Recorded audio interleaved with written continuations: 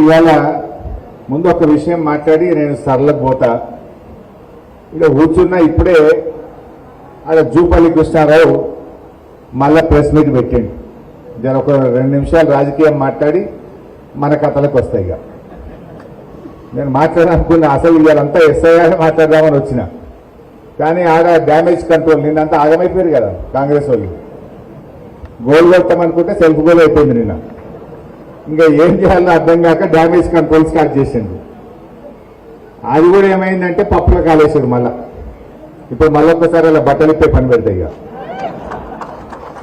అది మా సంగారెడ్డి జర్నలిస్టుల సాక్షిగా, రాష్ట్ర ప్రజల సాక్షిగా, మా సంగారెడ్డి బీఆర్ఎస్ కుటుంబ సభ్యుల సాక్షిగా వాళ్ళ కథ ఏందో, వాళ్ళ మాటలేందో, వాళ్ళ లెక్క ఏందో ఒక్కసారి చెప్పుదామని అనుకుంటున్నా. ఇక సరే నిన్న ఏమైందో మీరు అందరు చూసినారు. 2 భాగాలు, కానీ ఒకటి వాళ్ళ జూపల్లి మళ్ళీ మాట్లాడడానికి ఆయన సంగతే చెప్తా. నిన్న జూపల్లి కృష్ణారావు గారు మన కేటీఆర్ గారు మాట్లాడితే 11 గంటలకు తెలంగాణ భవన్ వస్తున్నా చూసుకుందాం, నేను చెప్పింది తప్పైతే అక్కడే రాజీనామా చేసిపోతా అని డైలాగ్ కొట్టిండా. నేను వాస్తవానికి సిద్దిపేటలో ప్రోగ్రాం ఉండినాను.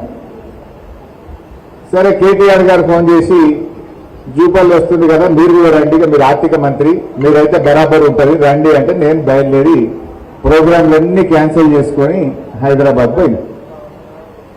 జూపల్లి 11 బజే వస్తాడు కదా, నేను 10 బజేకి కూర్చున్నా. ఇక వస్తాడేమో మంచిగా షాలువా కప్పి బోకే ఇచ్చి మంచిగా మాట్లాడదామని కూర్చున్నాం. వచ్చిందా మరి? రాలేదు. చెప్పుడేమో సవాలేమో నేనే తెలంగాణ భవన్కి వస్తా అన్నాడు. మరి ధైర్యం జాలినట్టుంది. తోక ముడిచిండు.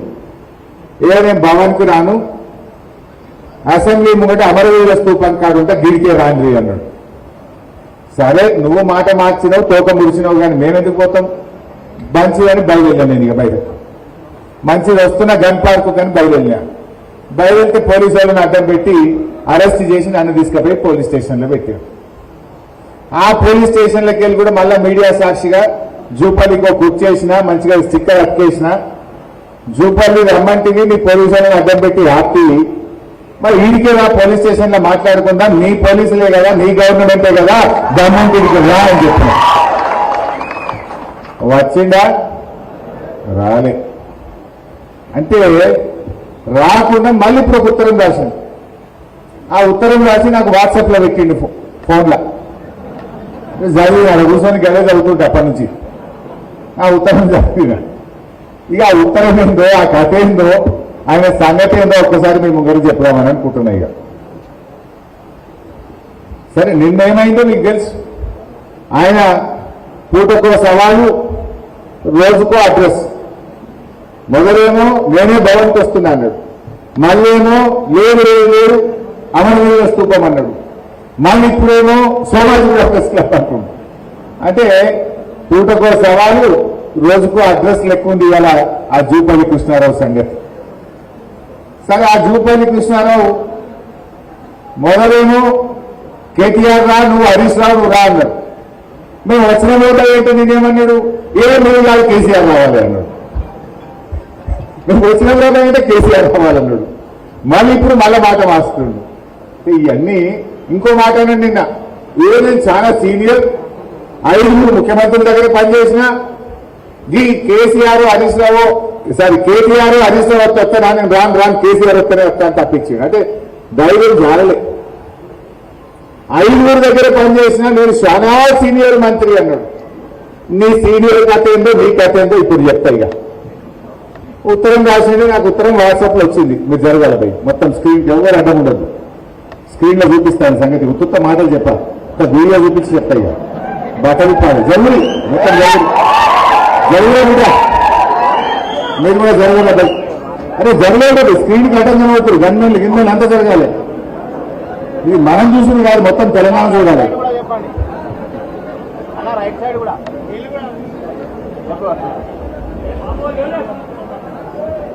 Right. Jupally Krishnarao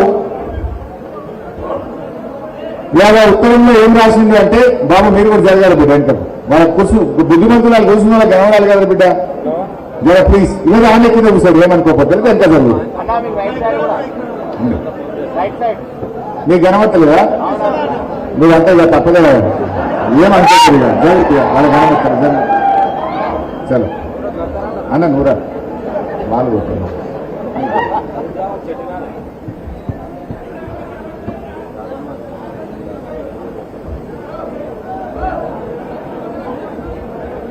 right right బిడ్డ ప్లీజ్ కోఆపరేట్ చేయండి మంచిగా నాలుగు మనసున తెచ్చుకోండి నాకు ఉత్తరం రాసింది ఆ ఉత్తరంలో ఏం చెప్పిందంటే కాంగ్రెస్ గవర్నమెంట్ వచ్చిన ఇన్ని రోజుల పాటు ఆయన చాలా సీనియర్ మంత్రి 5 దగ్గర పనిచేసిండు మొత్తం కాంగ్రెస్ ప్రభుత్వం ఏర్పడిన నాటి నుంచి ఇవాళటి వరకు కాంగ్రెస్ గవర్నమెంట్ చేసిన అప్పు 1,77,058 కోట్లు అని చెప్పిండు జూపల్లి ఉత్తరం చూపిపోయి నాకు రాసింది ఇది జూపల్లి నాకు రాసిన ఉత్తరం డిసెంబర్ నుంచి 2026 జూన్ వరకు కాంగ్రెస్ ప్రభుత్వం కొత్తగా తీసుకున్న అప్పుల విలువ 1,77,058 కోట్లు మాత్రమే. సరే అదే కాలంలో బీఆర్ఎస్ ప్రభుత్వం చేసిన అప్పులు అసలు కలిపి 2,681 కట్టినాయి అన్నాడు. ఇది జూపల్లి ఉత్తరం నాకు వాట్సాప్ లో ఉన్న ఉత్తరమే ఇప్పుడు అది పంపించి స్క్రీన్ మీద పెట్టినా.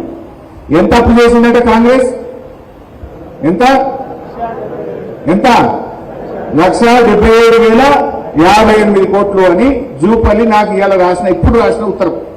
ఇప్పుడే నా ఫోన్లో ఉన్నది, ఆ ఫోన్లోకి వెళ్ళి తీసి పెట్టినా. ఇక నేను రిజర్వ్ బ్యాంక్ ఆఫ్ ఇండియా రాష్ట్ర ప్రభుత్వం చాలా రకాల అప్పులు చేసింది. టీజీఐసి అప్పు చేసింది, హెచ్ఎండిఎల్ అప్పు చేసింది, భూములు అమ్మింది, సివిల్ సప్లైస్ కార్పొరేషన్ లో తెచ్చింది, ట్రాన్స్కోలో తెచ్చింది, డిస్కామ్ లో తెచ్చింది. అవన్నీ లెక్క తీస్తే 4.5 लाख కరోడ్ అవుతుంది.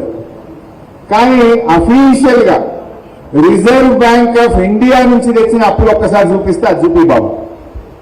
అంటే రాష్ట్ర ప్రభుత్వం రిజర్వ్ బ్యాంక్ ఆఫ్ ఇండియా నుంచి ఏ రోజు ఎన్ని అప్పులు తెచ్చింది జర పెద్దగా చేసి కింది కానీ పైకి పోతా ఉందాం. ఏ రోజు డైలీ డేట్ వైజ్ తెచ్చినాయి.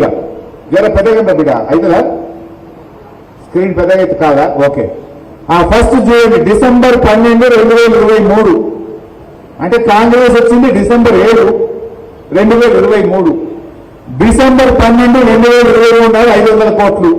డిసెంబర్ 19, 2023 నాడు 500. ఇది పైకనిగా అట్లా ఒక్కొక్క డేట్ మొత్తం తెచ్చుకుంటూ లాస్ట్ అప్పు ఎప్పుడు తెచ్చింది? జూన్ 30, 2026. ఇవాళ ఎంత డేటు? జూలై 3 తారీఖు. లాస్ట్ అప్పు ఎప్పుడు తెచ్చిందంటే జూన్ 30, 2026 నాడు 2,000 కోట్ల అప్పు తెచ్చిండు. అది 175వసారి రిజర్వ్ బ్యాంక్ ఆఫ్ ఇండియాలో తెచ్చిన ఎఫ్ఆర్బిఎం అప్పు. మొత్తం పూర్తి ఎంత కనబడుతుందా? 1,86,067 కోట్లు. ఇది నాది statement. Reserve bank of India మీరెవ్వరు పోయి గూగుల్లో కొట్టినా తెలంగాణ ప్రభుత్వం తెచ్చిన అప్పు రిజర్వ్ బ్యాంక్ ఆఫ్ ఇండియా ద్వారా ఎఫ్ఆర్బిఎం అప్పు ఎంత అని గూగుల్ అడిగినా, Reserve bank of India website పోయి చూసినా ఎంతుంది అప్పు? 1,86,087 కోట్లు. మరొకసారి చూపలేదు పెట్టు.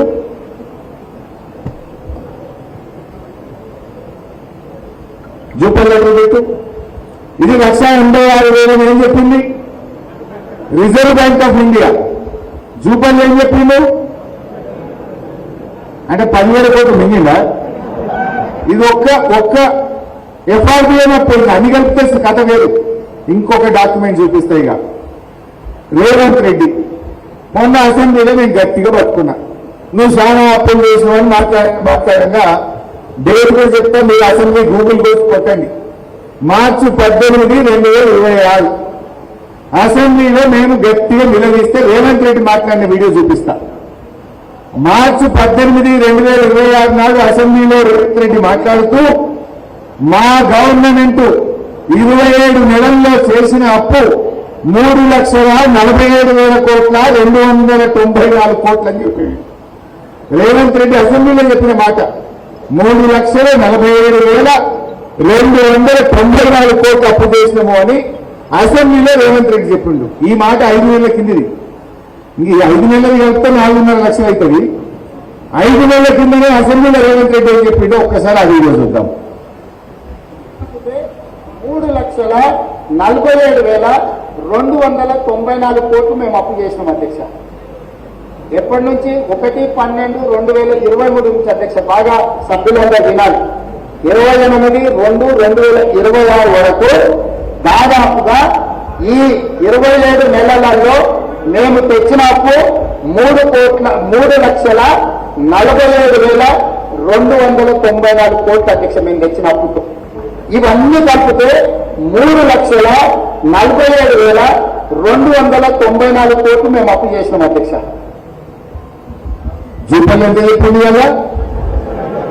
ఎంత నగదు చెప్పిన జూపల్లి? ముఖ్యంగా రేవంత్ రెడ్డి ఏమన్నాడు? 3,47,000. అది ఎన్ని రోజులలో? 27 నెలల గవర్నమెంట్. అంటే ఇది ఏ తారీఖు చెప్పిందంటే జూన్ 18 నాకు చెప్పిన మాట. సారీ, మార్చి 18. మార్చి 18 నాకు చెప్పింది. ఇయర్ ఎంత డేటు? జూలై 3. అంటే ఏప్రిల్, మే, జూన్, జూలై 4 నెలలు అయింది కదా. ఇంక 4 నెలలు కలిపితే 4,500,000 అవుతుంది. 4 నెలల కిందనే రేవంత్ రెడ్డి 3,47,294 కోట్లు అప్పు చేసినా అని ఎక్కడో చెప్పలే, నిండు అసెంబ్లీలో చెప్పిండు. మరి జూపల్లి ఏమంటుంది? 1,77,58 కోట్లు. ఇప్పుడు ఎవరిని కరెక్టు? రేవంత్ రెడ్డి కరెక్టా? జూపల్లి కరెక్టా? మీ రిజర్వ్ బ్యాంక్ ఆఫ్ ఇండియా పే 1,86,000 ఉంది. అన్ని కలిపితే 3,47,000 చేసిన అని రేవంత్ రెడ్డి చెప్పిండు. జూపల్లి ఏమన్నాడు? అంటే ఇప్పుడు ఎవరు రాజీనామా చేయాలి? ఎవరు చేయాలి రాజీనామా? పాలమూరు బిడ్డలైతే, పౌరుషం ఉంటే, సీను వ్యక్తులుంటే తక్షణమే రాజీనామా చేయిస్తారు జూపల్లి.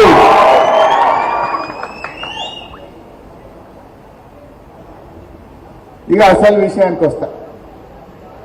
ఇది దొరికిందా ఇప్పుడు? బట్టలు ఇప్పినా మా బరాబర్ రైట్.